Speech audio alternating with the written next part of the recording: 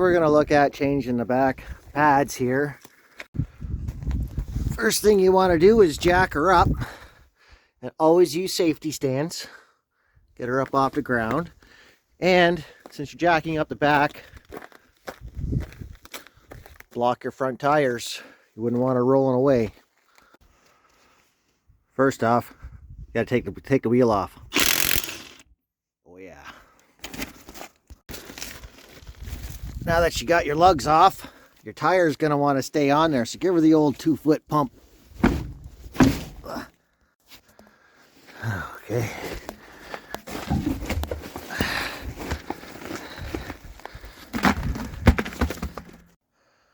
Okay, now we got that off.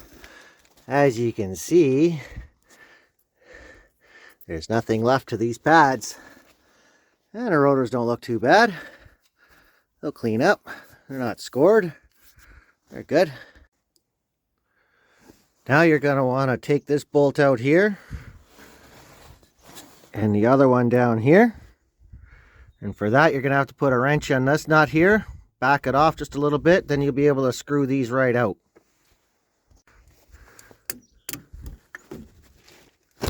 Just like that. That's a little bit loose. Now you can take a 13mm, put that on there, and these will come right out for you. Just like that. This bolt here will come right out of there. Put that up there. And then this one down here will come right out of there like that. And now your caliper thing here will just wiggle on out of there like that.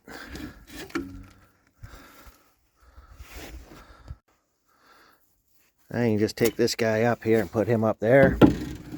Get some advice from the cat. And now you can go ahead and start taking these guys out.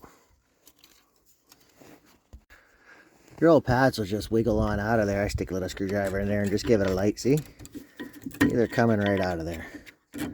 Just like that.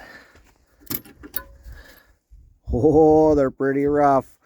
Pretty thin. And you do the same to this one. Take that off. And you got that off. And oh, this one was really bad. Oh, she's ugly. Now you got to go after these things. I don't really know what those are called, but you need to take those off. And for that, you just stick a little screwdriver in there in the end. Just like that. They come off. No matter how clean these look, put the new ones on. Now that you got both your, I don't know, we're going to call them pad shims off, you're going to want to hit this little bit in here and up in here with a wire brush just to clean up some of that crap.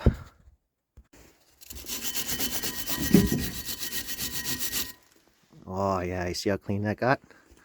Do the same thing up there. Clean that up.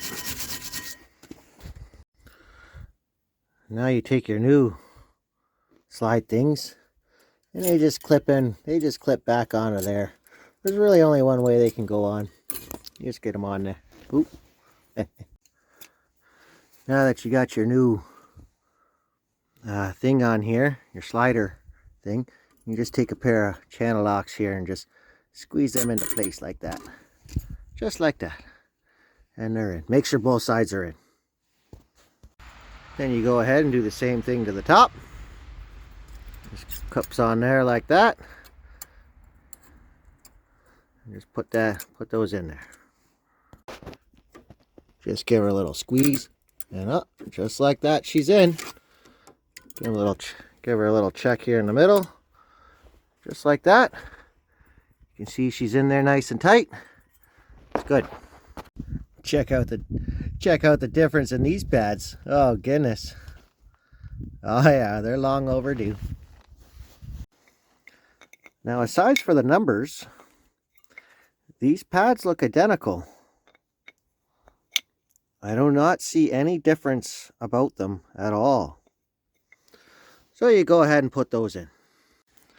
They're going to be a little snug to get in there, but once you get them lined up, you can lift this tab up a little bit, and that'll go in there.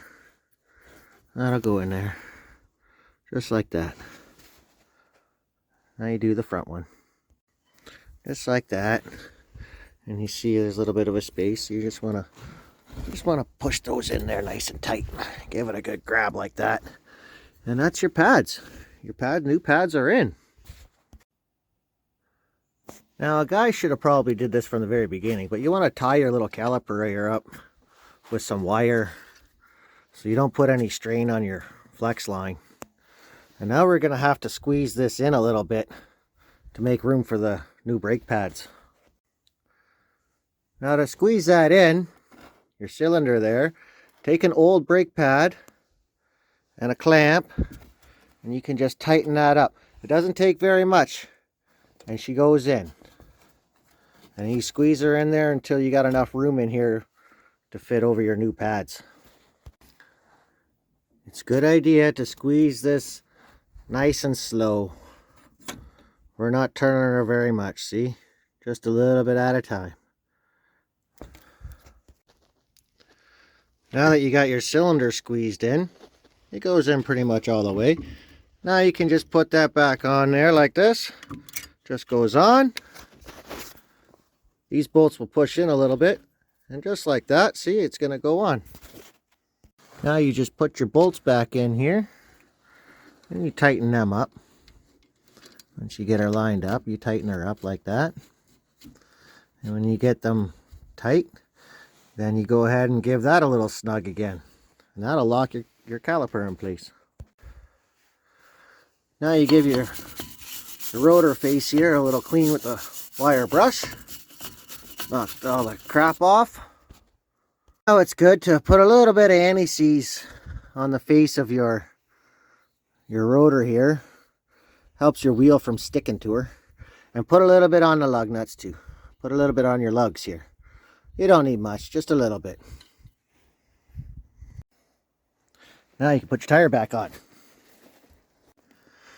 Now when putting your tire back on, you're going to want to tighten these lugs up just a little snug. Just get them snug there while it's still up in the air. Because otherwise your tire will be pulled away from its seating position and you will not get an accurate torque. So you want to snug these up while it's still up in the air. Just snug. And then put it down and then you can put the torque wrench to your lugs. When you're snugging these up, you want to go crisscross. Start up here and go down here. Now remember, just put them on snug until they're up. Till the rim is nice and tight in there. And then put it down to do your final torque. Now you set your torque wrench here to 135. Go ahead and torque them up. Torque them till you hear the click. Oh, she's good. Now you crisscross all your crisscross pattern again and do them all. Just like that, folks. You saved yourself $155 an hour shop rate fees. Good day.